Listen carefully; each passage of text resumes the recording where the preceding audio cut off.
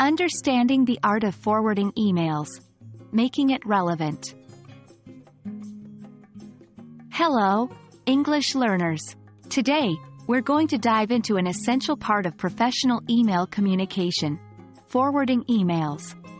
More specifically, we'll talk about ensuring the email you're forwarding is relevant to the recipient.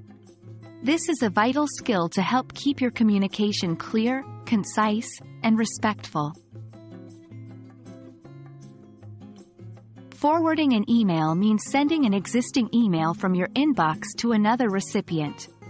It's a way of sharing the content of an email with someone who wasn't in the original list of recipients. But remember, it's crucial to ensure the forwarded email is relevant to the new recipient. When you forward an email, you want to make sure it's not going to confuse or burden the recipient.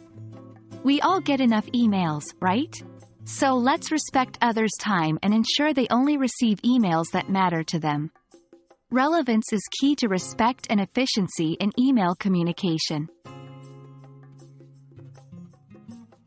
Before you hit that forward button, ask yourself: 1. Is the information in this email valuable to the new recipient? If they can benefit from or need to act upon the information, it's probably relevant. 2. Will the recipient understand the context? If the email thread is complex or includes inside information, consider summarizing or explaining it for the recipient. 3. Is there sensitive information in the email chain?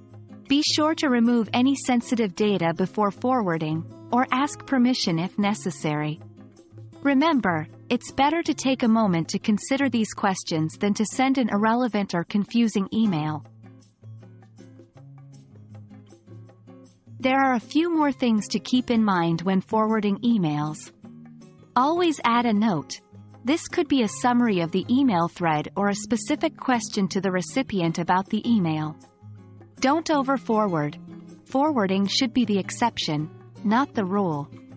If someone is frequently interested in the same emails, consider adding them to the original recipient list. Keep it professional.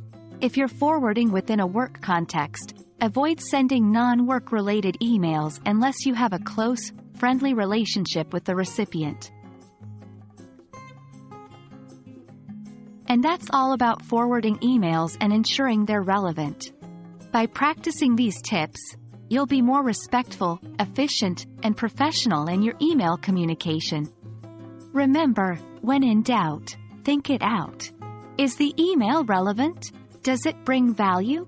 If the answer is yes, go ahead and forward. We hope this video has been helpful in improving your English email writing skills. Looking forward to seeing you in our next English learning video. Happy learning, everyone!